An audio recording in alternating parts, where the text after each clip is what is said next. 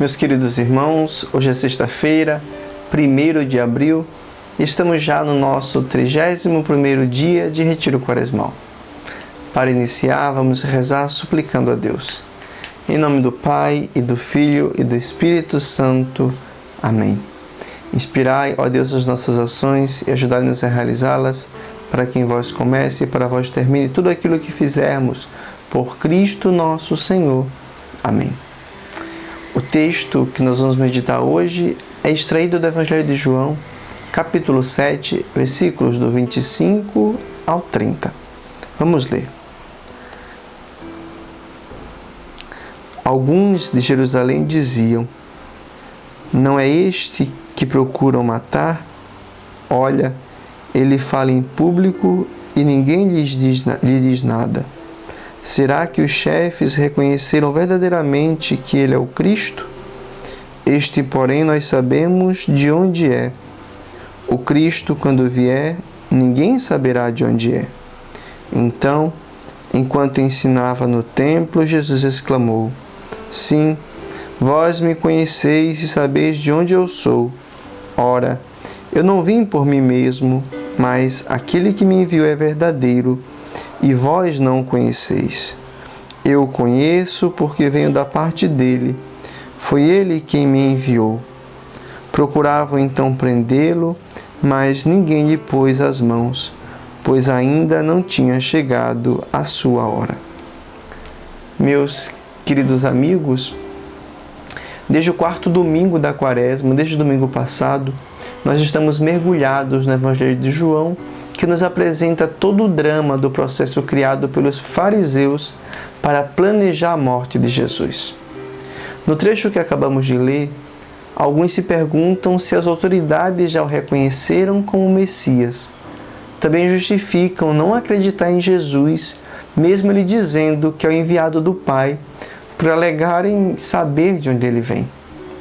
Aqui nós temos alguns elementos que podem nos ajudar na nossa meditação. Vamos lá.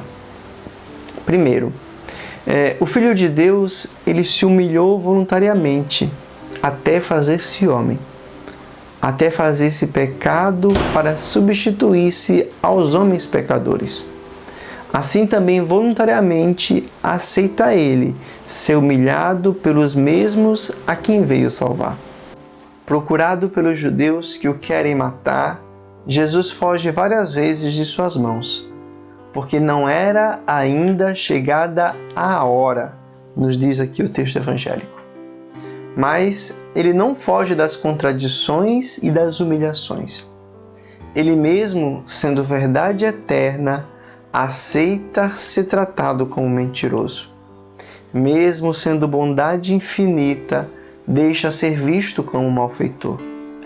Mesmo sendo uma sabedoria incriada, que existe desde sempre, ele é tratado como louco. Mesmo sendo uma mansidão sem limites, o chamam de subversivo. Mesmo sendo filho de Deus, ele é tratado como um endemoniado, como nós vimos em outros versículos deste mesmo Evangelho em dias anteriores. As humilhações de Cristo, meus queridos, resgatam o homem do orgulho e, ao mesmo tempo, lhe dão força para segui-lo no caminho da humildade. Como o Senhor mesmo nos ensina: aprendei de mim, que sou manso e humilde de coração. Para nós, cabe o grande ensinamento que o Senhor nos deixa. A humildade autêntica, ela parte do coração. Ela parte daquela convicção íntima e profunda da própria insignificância diante de Deus. Enquanto se humilhou, o próprio Cristo Jesus, esquecendo a sua dignidade de Filho de Deus, ele vai nos ensinando a ser homem. E o homem, para ser humilde, deve sempre recordar o que ele é de verdade. Uma criatura subsistente, não por virtude própria, mas somente pelos dons que são recebidos diretamente de Deus.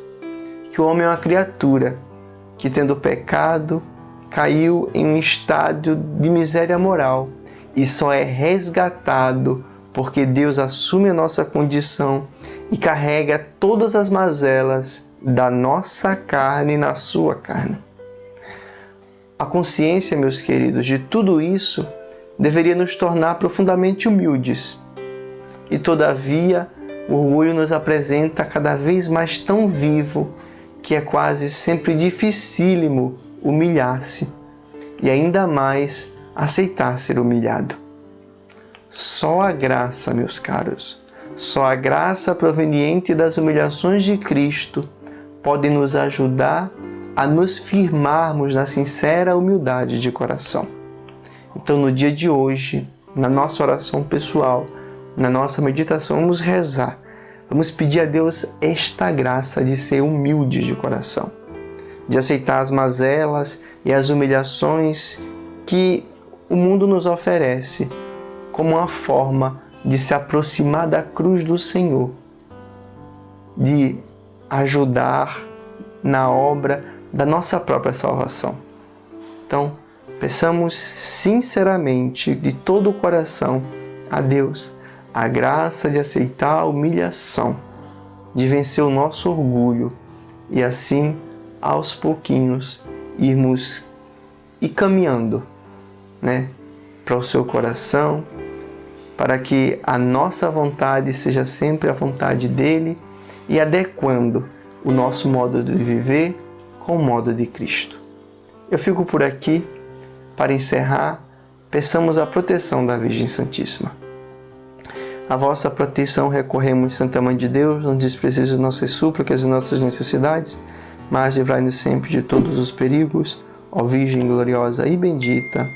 Amém. Deus abençoe a todos. Até amanhã, quando nós nos veremos novamente, já no nosso 32º dia de retiro. Até lá.